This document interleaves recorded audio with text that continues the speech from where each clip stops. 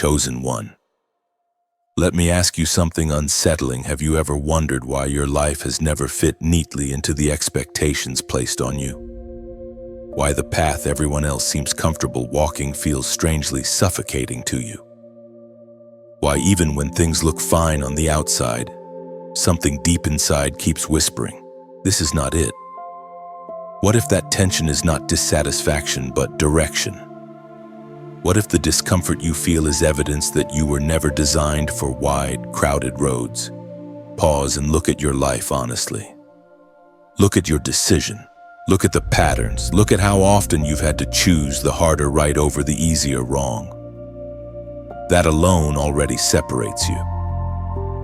Most people choose convenience. You keep choosing conscience even when it costs you. That is not accidental. That is a mark. From an early age, you sensed it. You didn't have the language for it back then, but you felt different. Not better, just different. You questioned things others accepted. You felt things more deeply. You noticed injustice sooner, and life responded by training you harder. While others were protected by ignorance, you were shaped by awareness. While others were handed shortcuts, you were given endurance. Consider your work life.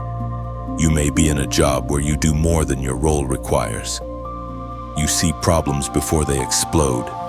You carry responsibility without applause. Sometimes you wonder why your effort isn't rewarded the same way as those who do less. But what if this season isn't about recognition, it's about refinement? Leaders are not born on stages. They are forged in overlooked rooms. Look at your finances. Perhaps you've learned discipline the hard way. Unexpected expenses, delayed breakthroughs, moments where you had to stretch faith further than logic. Yet somehow, you're still standing, still managing, still giving when you can. Scarcity taught you wisdom. Pressure taught you stewardship. One day, that training will matter more than money ever could. Look at your family dynamics. You might be the emotional pillar, the one who listens, absorbs tension, mediates conflict. You often carry weight that isn't yours, just to keep peace. It's exhausting. But it also reveals something: you have capacity. And capacity always precedes calling, seeds. Here is the truth many won't tell you: the road you are on is narrow because it leads somewhere specific. Wide roads accommodate crowds. Narrow roads prepare individuals. And that's why loneliness has followed you at times. Not because you are unloved, but because mass agreement would dilute what God is building in you. As Jesus himself declared in the Gospel of Matthew, chapter 7, verse 14, "But small is the gate and narrow the road that leads to life, and only a few find it." Read that again slowly. Only a few find it. You were never meant to blend in. You were meant to find something most people walk past. That's why distraction doesn't satisfy you. That's why compromise unsettles you. That's why shortcuts feel heavy in your spirit. Your soul recognizes the narrow gate, even when your flesh gets tired. Now let's bring this down to today, this very moment. You may feel like your life is stalled, like you've been walking faithfully but nothing dramatic has happened yet. But narrow roads don't announce progress loudly. They transform you quietly. Strength is being renewed even when results are not yet visible. Think of someone training for a marathon while others are scrolling, sleeping, or partying. From the outside, it looks boring, pointless, even foolish. But when the race comes, the difference is undeniable. You are in training whether you asked for it or not. And here is where hope enters. Clearly and practically, the very discipline that feels heavy now will soon become your advantage. The discernment you developed through disappointment will protect you in rooms you haven't entered yet. The patience learned through delay will keep you grounded when acceleration finally comes. This is not wasted time. This is targeted preparation. Let me ask you directly, what have you been tempted to quit simply because it feels lonely? What standard have you considered lowering just to feel included? Be honest, because this is the crossroad. Many turn back here. Many choose the wide road because it feels easier today, but ease today often costs destiny tomorrow. Don't do it, no matter the price. This is not coincidence. This is divine intervention. You are not behind. You are being positioned, and the version of you that God prepared cannot be rushed into existence. It must be walked into step by narrow step. If this message describes you, if you recognize your life in these words, respond. As a prophetic declaration that you accept the narrow path and the calling attached to it, comment 144 below, signifying the chosen few who walk the road others refuse. Like this message, share it with someone who feels alone on their journey, and subscribe to remain aligned with what God is unfolding next. One final question before we move forward. Are you willing to stay on the narrow road even if you walk it alone for a while? Chosen one. There is a reason your life has felt marked by separation, even when you tried to belong. A reason doors quietly closed, friendships slowly faded, and environments that once felt familiar began to feel foreign. You didn't imagine it. You weren't being punished. You were being preserved. Let's speak plainly. Separation is one of the most misunderstood tools God uses. To the outside world, it looks like loss. To the untrained eye, it feels like rejection. But in the economy of heaven, separation is protection. God removes you from spaces not because you are weak, but because what He placed inside you is rare, and rare things are never left exposed. Think about how this has shown up in your real life. Maybe you were part of a group at work where cutting corners was normal. Everyone laughed about it. Everyone benefited from it. But something in you refused to participate. You stayed quiet. You stayed clean. And slowly, you felt pushed out, not formally fired, but relationally sidelined. That hurt. It felt unfair. Yet what if God was preventing your name from being tied to compromises that would later destroy others? Or consider your finances. Perhaps you watched friends chase fast money, risky schemes, shortcuts that promised quick relief. For a moment, it looked tempting. They upgraded lifestyles while you stayed cautious. Then stress followed them, legal trouble, debt, anxiety you could feel through their smiles. Meanwhile, you were frustrated but still intact. Separation spared you consequences you didn't see coming. Even in family, this truth applies. Sometimes you are the one who breaks patterns, choosing emotional maturity where chaos was normal. Choosing boundaries where dysfunction ruled. That choice often comes with misunderstanding. You get labeled as distant, proud, or changed. But breaking cycles always costs comfort. The price of healing is often being misunderstood by those who benefit from staying the same. Here is the hard truth: God cannot develop you in the same environment that damaged you. Growth requires distance. Clarity requires silence. Strength requires resistance. That's why some seasons felt lonely, not because God left, but because He removed noise. There were nights when you questioned yourself. Nights when you wondered if you were too sensitive, too serious, too different. Nights when you thought, if I could just fit in, maybe life would be easier. But easier is not the same as aligned. And alignment matters more than approval. As it is written in the book of Genesis, chapter 12, verse 1. Go from your country, your people, and your father's household to the land I will show you. Notice what God did not give details. No map, no timeline, just a command to leave what was familiar. Separation always precedes revelation. You don't get clarity first. You get obedience first. And only those willing to walk without full explanation ever see the promise unfold. Let this settle in your spirit. The friendships that ended taught you discernment. The environments you outgrew sharpened your values. The silence trained you to hear God's voice instead of the crowd's opinion. None of it was random. None of it was wasted. Now, here is the hopeful part, because separation is not the destination. It is the corridor. On the other side of isolation is alignment. On the other side of pruning is fruitfulness. Farmers don't cut branches because they hate the tree.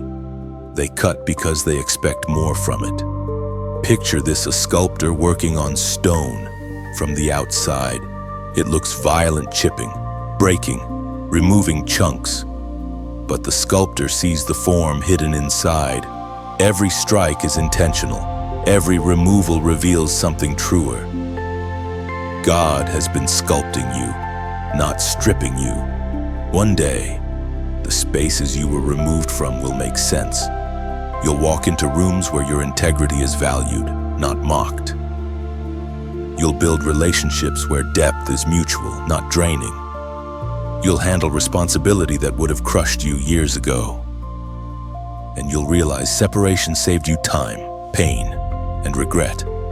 But let me ask you honestly, what are you still trying to carry with you that God already asked you to leave behind? A mindset, a habit, a relationship, because delayed obedience prolongs isolation. Release accelerates transition. You are not alone. You are being repositioned. And what's coming requires a version of you that could only be formed in quiet, in distance, in refinement. Stay steady. Stay faithful. The road may feel narrow, but it is leading you somewhere wide enough to hold who you are becoming.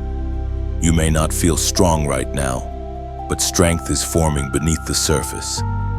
Every quiet decision, every boundary you hold, every time you choose patience over reaction is building internal authority. Soon, you will notice calm replacing anxiety, clarity replacing confusion, and stability replacing emotional exhaustion in your life. Do not measure this season by visible results alone. Some victories happen internally before they appear externally. When the moment arrives, your response will surprise even you. You will move without hesitation, speak with wisdom, and act with confidence born from long preparation that no one else witnessed or understood. Chosen one, before Jacob ever became Israel, he spent a night wrestling in the dark. No audience, no applause, no clear explanation of what was happening to him. Just exhaustion, fear, and an unrelenting struggle that would not let him go. This was not a battle with an enemy on the outside. This was an encounter that exposed everything inside him: his fear of the future, his guilt from the past, his need for control, and his hunger for blessing. Jacob was about to face Esau, the brother he had wronged years earlier. Externally, the threat was obvious: revenge, loss, consequences, but internally the real war was deeper. Who was Jacob really? A deceiver surviving by strategy, or a man ready to become who God always intended that night? God did not remove the struggle. He entered it. This matters for you, because many chosen ones misunderstand this season. You think the battle is your job, your finances, your relationships, your health. But beneath all of that, there is a quieter conflict: identity versus fear, obedience versus control, faith versus self-protection. And until that inner war is confronted, external breakthroughs remain delayed. Let's bring this into everyday life. You wake up tired, not just physically, but mentally. You do what needs to be done, go to work, manage responsibilities, show up for family, but inside, something feels unresolved. You replay conversations, you second-guess decisions, you feel torn between who you've been and who you sense you're becoming. That tension is not weakness. It is transition. At work, you may feel like you're outgrowing your role, yet afraid to step into something new. You wrestle with thoughts like, what if I fail? What if I lose stability? What if I disappoint people who rely on me? In finances, you want freedom but fear risk. In relationships, you crave depth but avoid vulnerability. These are not random struggles. They are symptoms of an identity shift trying to happen. Jacob wrestled all night because dawn represented confrontation. Morning meant facing Esau. Morning meant no more hiding. And some of you delay rest because you know that when clarity comes, decisions must follow. You stay busy to avoid truth. You stay distracted to avoid surrender. But God, in His mercy, meets you in the night. As recorded in the book of Genesis, chapter 32, verse 28. Your name will no longer be Jacob, but Israel, because you have struggled with God and with humans and have overcome. Notice this: God did not shame Jacob for struggling. He renamed him because of it. The struggle was not disqualification, it was qualification. Jacob walked away limping, but he also walked away transformed. He lost the illusion of control but gained authority. That limp became a reminder your strength now comes from dependence, not manipulation. Here is the part many miss. After that night, Jacob still had to face Esau.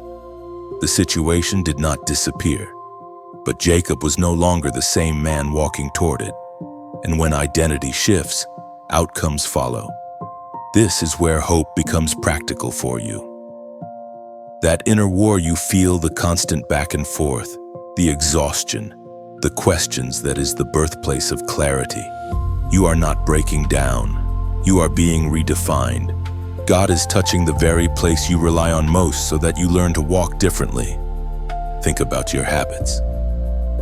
Some no longer fit, but letting them go feels like losing safety. Think about your self-image. You've been strong for so long that surrender feels like failure. But what if surrender is the upgrade? What if rest is not quitting, but trusting?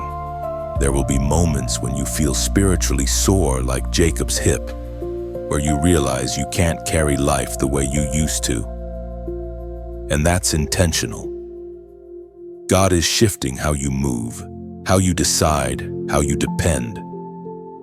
Old survival strategies cannot carry new assignments. Let me ask you plainly, what are you still trying to control that God is asking you to trust Him with? Be honest. Because the wrestling does not end until surrender begins.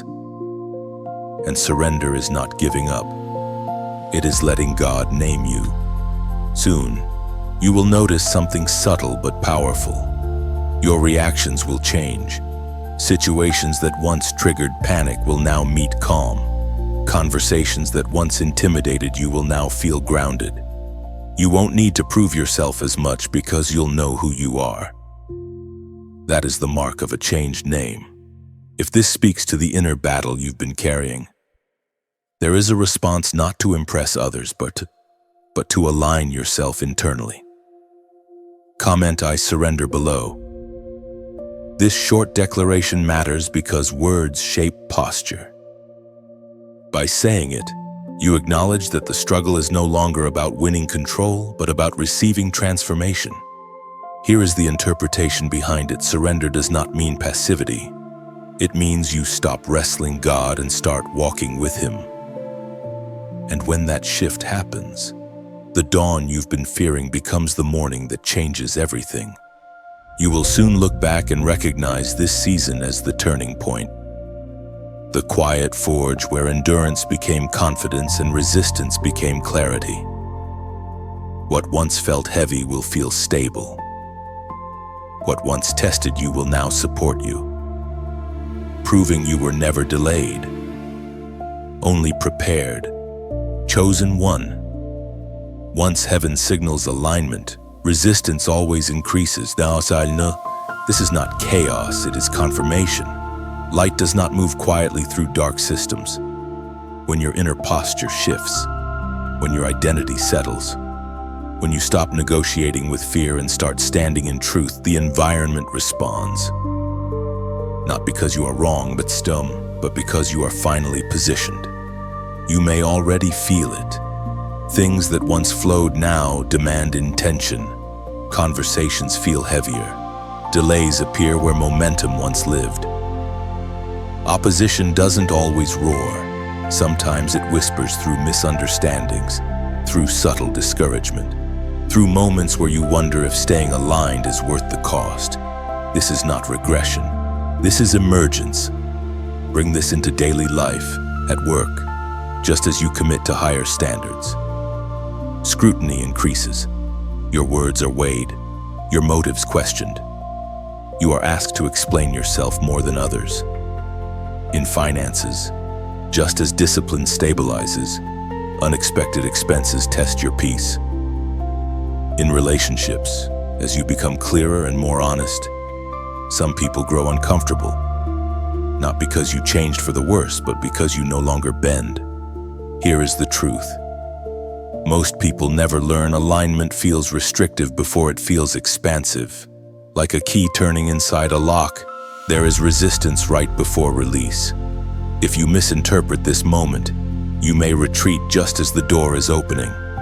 What is actually happening is this: heaven is confirming you quietly, while earth is testing you loudly. Heaven confirms through inner calm that no longer depends on outcomes. Earth tests through pressure designed to pull you back into old patterns. And this is where maturity matters. Not everything that challenges you deserves a reaction. Some battles are not meant to be fought. They are meant to be outgrown.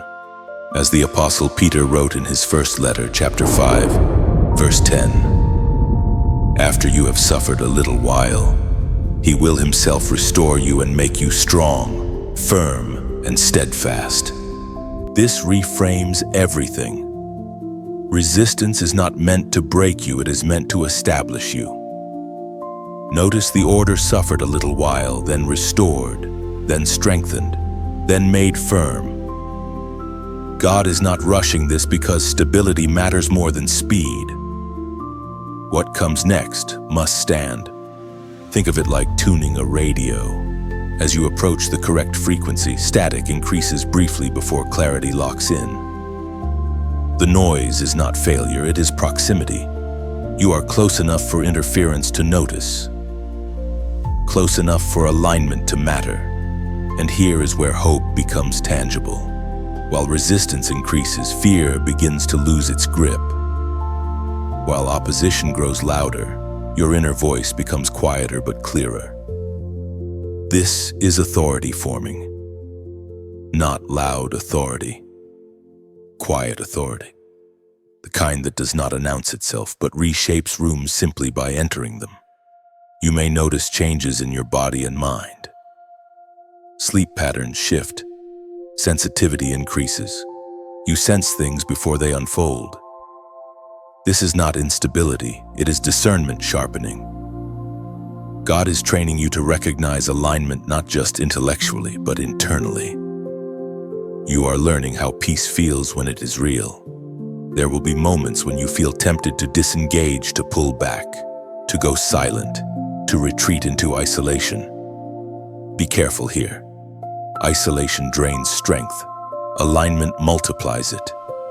Not everyone needs access to you, but neither are you meant to walk alone. Even Elijah needed a whisper. Even Moses needed hands held up. Strength is sustained through shared awareness, not shared noise.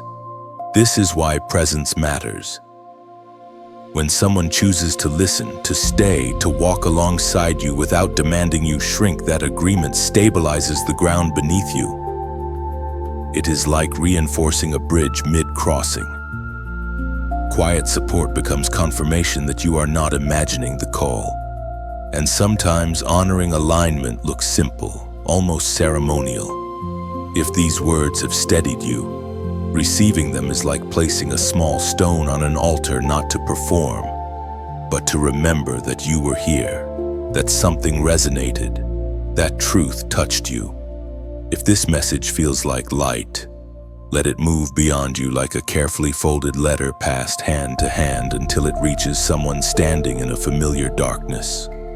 And if this space feels like a well you may return to, choose to remain nearby, not out of obligation, but as a quiet agreement to keep drawing from clarity as the path unfolds. These are not commands. They are invitations, beautiful ones, voluntary ones, the kind that mirror how God Himself works, never forcing, always inviting. Resistance will not last forever, but the version of you being shaped right now will. This season is teaching you how to stand without explanation, how to remain open without leaking strength, how to trust alignment even when comfort disappears. So stay steady. Let heaven align. Let earth adjust. And allow yourself to become without rushing, without retreating, without fear. You will soon look back and recognize this season as the turning point at the quiet forge where endurance became confidence and resistance became clarity. What once felt heavy will feel stable. What once tested you will now support you, proving you were never delayed, only prepared. Chosen one. Restoration does not always announce itself loudly. Sometimes it shows up quietly in how you respond instead of react, in what no longer triggers you, in what no longer controls you. This section is about learning how to recognize what has already been restored, how to live from identity instead of insecurity, and how to stop exhausting yourself trying to prove what God has already established. Let's begin here. Restoration is often subtle before it is visible. You may still be in the same job, the same house, the same routine, but you are no longer the same person inside it.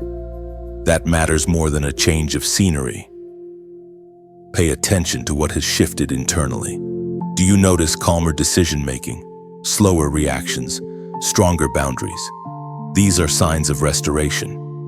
In everyday life, this might look like this at work. You no longer panic when your effort isn't immediately recognized. You still work with excellence, but your peace no longer depends on applause. In finances, you may not be wealthy yet, but you're no longer reckless or desperate. You think long-term. You plan. You trust provision without chasing it. In family dynamics, you may still love deeply, but you no longer carry guilt that isn't yours. You show up without self-betrayal.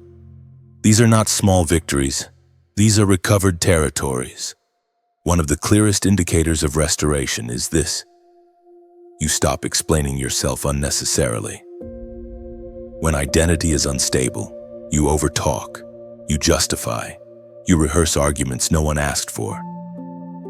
But when identity settles, silence becomes comfortable. You don't need to convince others of your worth. You know where you stand. Here is the practical shift God is inviting you into now. Live from your identity, not for validation. Living to prove drains energy. Living from identity multiplies it. Think about how often you've said yes out of fear of disappointing someone. How often you've overextended to maintain an image. How often you've tolerated disrespect because you didn't want conflict. That version of you was trying to earn safety. But safety rooted in performance is fragile. God is restoring safety rooted in sonship, daughterhood, belonging. As the Apostle Paul wrote in his letter to the Romans, chapter 8, verse 16, the Spirit Himself testifies with our spirit that we are God's children. This matters because children don't audition for belonging. They grow from it. When you truly receive this, your behavior changes naturally. You don't have to force confidence. You don't have to perform strength. You simply act in alignment with who you are. Let's get very practical. How do you live from restored identity tomorrow morning? First, audit your habits. Ask yourself which actions are rooted in fear, and which are rooted in clarity. Fear-based actions rush. Clarity-based actions are intentional. If you notice yourself rushing to respond, rushing to decide, rushing to please pause. Restoration invites pace. Second, adjust your language. Notice how you speak about yourself. Do you downplay your growth? Do you joke about your limitations to stay acceptable? Start speaking neutrally and truthfully. You don't need to inflate or diminish yourself. Accuracy is authority. Third, set one boundary you've been avoiding. Just one. It could be saying no to extra work that isn't yours. It could be limiting access to someone who drains you emotionally. It could be protecting rest without apology. Boundaries are not rejection. They are stewardship. Fourth, redirect your effort.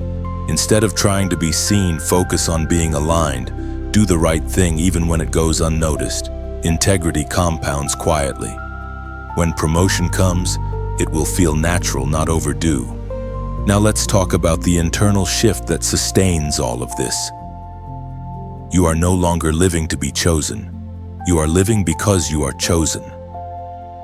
That changes how you approach opportunity. You don't cling. You don't beg. You discern. You select. In relationships, this means you stop chasing consistency from people who benefit from your confusion. You show up whole, not hoping someone else completes you.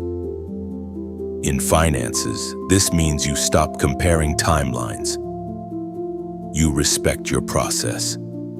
In calling, this means you stop forcing doors and start preparing for the ones that open without strain. Let me ask you directly, where are you still trying to prove something God has already confirmed? That's the area asking for rest. There is hope here, and it's very concrete. The more you live from identity, the more energy returns to you. Creativity increases. Joy becomes quieter but deeper. You feel less reactive, more rooted. Life stops feeling like a test you're failing and starts feeling like a path you're walking. And yes, some people will resist this version of you. They preferred the version that overgave, over-explained, overextended. Let them adjust. Your job is not to remain familiar, it is to remain faithful. As a simple act of alignment, when you're ready, comment 369 below. This number represents alignment of mind, spirit, and action, living integrated, not divided. It's not about visibility, it's about intention. A quiet declaration that you are choosing to live from who you are, not for who you hope to impress. You are not rebuilding from scratch. You are rebuilding from restoration. And that foundation is strong. Chosen one, there comes a moment when growth demands something irreversible. Not dramatic, not loud, just final. This is the season where the old self is no longer negotiated with, it is released. Not because it was evil, but because it cannot travel where you are going. Refusing the old self is not about rejecting your past. It is about refusing to live from it. The habits, reactions, coping mechanisms, and identities that once kept you safe have now become limits. And limits feel uncomfortable to let go of because they once worked, but what once protected you can eventually imprison you. This is where many feel grief without understanding why. You may grieve versions of yourself that survived impossible seasons. The one who learned to stay quiet to avoid conflict. The one who overperformed to earn love. The one who stayed strong because weakness felt dangerous. Honor those versions, but do not return to them. They carried you far enough. They cannot carry you further. In everyday life, this refusal looks subtle but costly. At work, you stop saying yes to everything, even when it risks being misunderstood. You no longer define your worth by productivity alone. That feels dangerous at first. Who are you if you're not the reliable one, but rest begins to teach you that your value precedes output. In finances, Refusing the old self may mean breaking patterns learned in fear, impulse spending for comfort, hoarding from insecurity, or comparing yourself constantly to others. You begin to choose sustainability over appearance, peace over pressure. This may slow things temporarily, but it stabilizes your future. In relationships, this is often the hardest. You stop engaging in dynamics where you are only valued for what you provide. You stop chasing closure from people committed to misunderstanding you. You choose honesty over harmony. And yes, some connections will fall away not because you failed, but because the relationship was built on a version of you that no longer exists. This refusal requires courage because the old self is familiar. Familiar pain feels safer than unfamiliar freedom. But God does not upgrade environments without upgrading identity. And identity shifts always require release. As it is written in the book of Isaiah, chapter 43, verse 18. Forget the former things. Do not dwell on the past. This is not denial. This is direction. God is not asking you to erase memory. He is asking you to stop sourcing identity from it. Dwelling anchors you. Remembering with wisdom releases you. There will be moments when the old self tries to reassert control. Stress will invite old reactions. Fatigue will tempt old escapes. Familiar faces may pull familiar versions of you back to the surface. This does not mean you failed. It means you noticed. Awareness is progress, and here is the quiet hope in this season. Every time you refuse to return to the old self, you reclaim energy. Energy once spent maintaining masks, managing perceptions, or replaying past wounds returns to you. You feel lighter not because life is easier, but because you are no longer carrying what isn't yours. You will also notice something unexpected. Your discernment sharpens. You recognize misalignment faster. You sense when a conversation is draining versus life-giving. You stop overcommitting. You begin choosing depth over familiarity. These are signs that your internal compass has recalibrated. Refusing the old self also changes how you face fear. Fear loses leverage when it can no longer threaten your identity. You may still feel uncertainty, but it no longer dictates decisions. You move forward with caution, not paralysis, with wisdom, not avoidance. This season asks you to grieve what you're leaving without romanticizing it. The old cycles may have given you predictability, but they also limited growth. The old self may have helped you survive, but survival is not the destination. Wholeness is.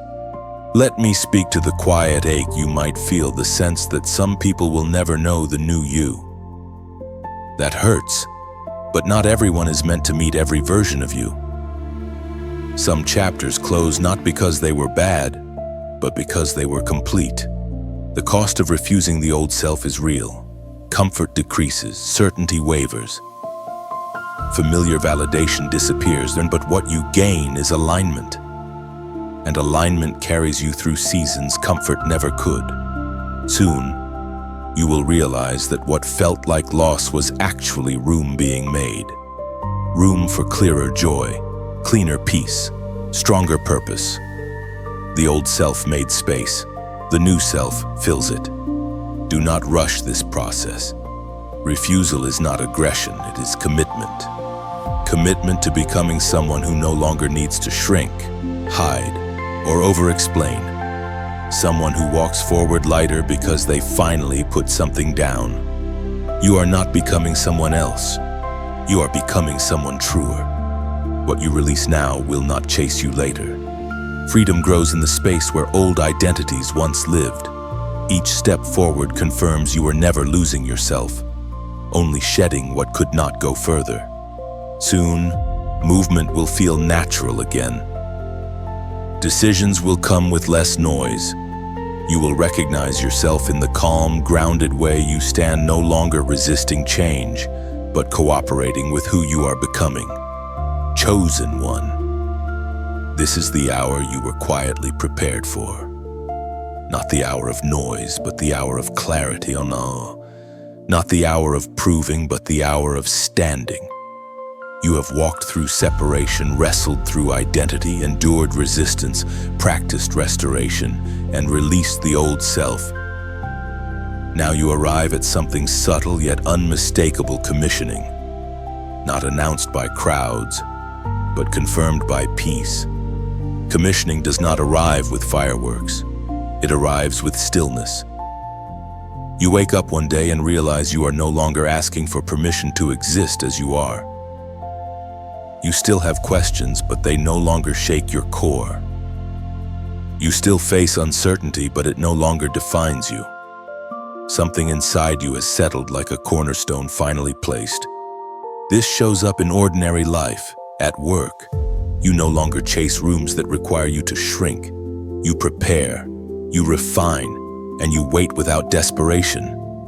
When something aligns, it feels natural, not forced. In finances, you make decisions slowly and clearly. You are no longer reacting to fear or comparison. You understand that provision follows stewardship, not anxiety. In relationships, you show up whole. You don't audition. You don't over-explain. You allow resonance, not history, to determine closeness. This is not pride. This is authority at rest. There is a reason your journey demanded quiet seasons. Crowns are not forged in crowds.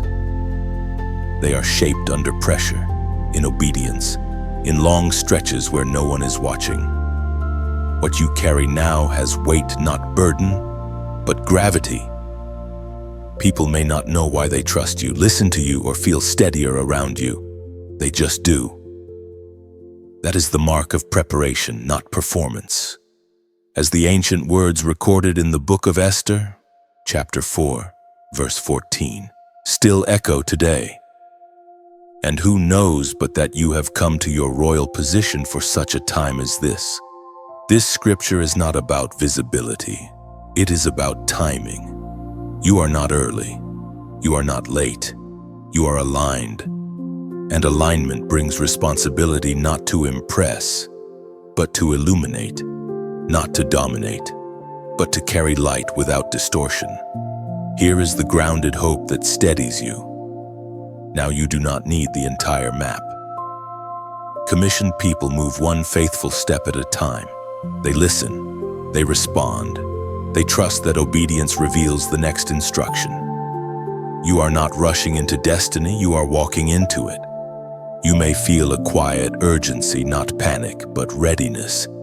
A sense that your presence matters more now, that your choices ripple further, that your words land deeper. This is not imagination.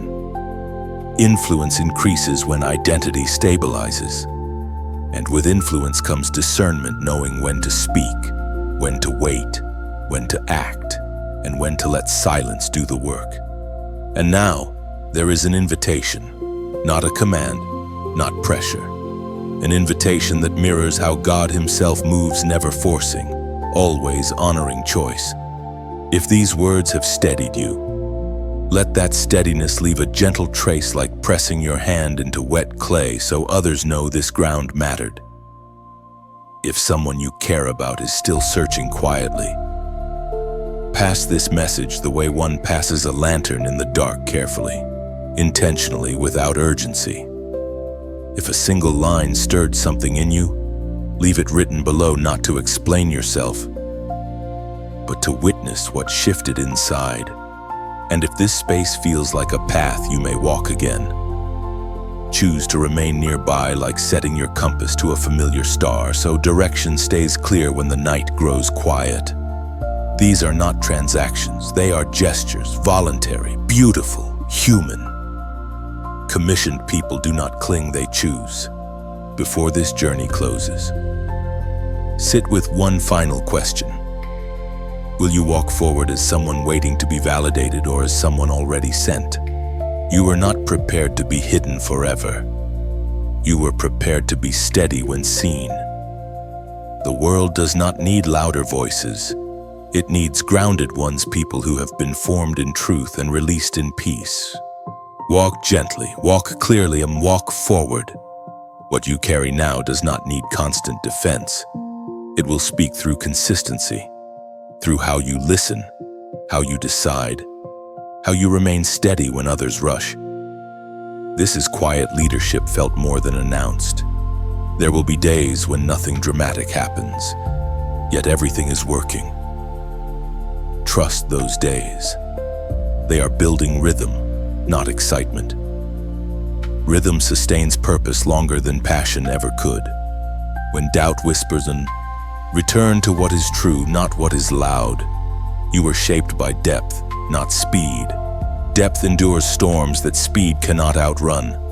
And as you move forward, remember, this becoming was never about arrival. It was about alignment. You are already walking in it, one faithful, grounded step at a time. Carry this season with reverence, not urgency. What has been entrusted to you will unfold at the right pace. You are not chasing meaning anymore. You are embodying it through steady, faithful presence. When you look back, you will see how gently you were led. Nothing was forced. Nothing was wasted. Every step aligned you closer to who you were always meant to become. As this message comes to a pause, there is no pressure to rush away or to hold on. Let it rest with you for a moment. Let it settle where it needs to settle. Some words are meant to pass through quickly. Others are meant to stay quietly, doing their work beneath the surface long after the sound fades. If what you heard was useful, not because it impressed you, but because it steadied you, you are free to let it move, like water shared from one cup to another. It doesn't lose its meaning when it's given, it multiplies it. Someone else may be standing where you once stood, needing the same reminder, the same calm, the same clarity. And if sharing doesn't feel right, that is also okay. Not everything meaningful needs to be passed on immediately. Some truths are personal, meant to be carried privately for a season. If a single sentence stayed with you, if one image lingered, if one moment felt uncomfortably accurate or quietly hopeful, keep that.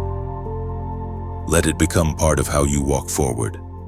There is no obligation here, no expectation, only choice. Growth rarely announces itself with certainty.